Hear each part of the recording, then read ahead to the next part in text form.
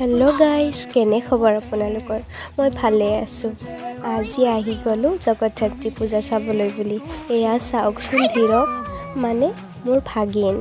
সি চাওকচোন কেনেদৰে উৎপাত কৰি আছে মোৰ গাড়ীখনতে। ভালো লাগে অৱশ্যে তাৰ এইবোৰ।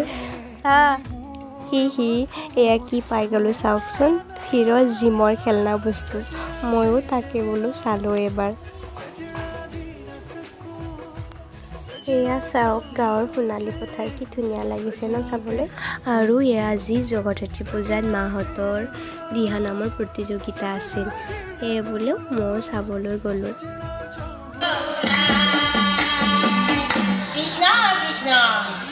আৰু সুখৰ কথা এয়ে যে তেওঁলোকে এই প্ৰতিযোগিতাত থাৰ্ড প্ৰাইজ পালে।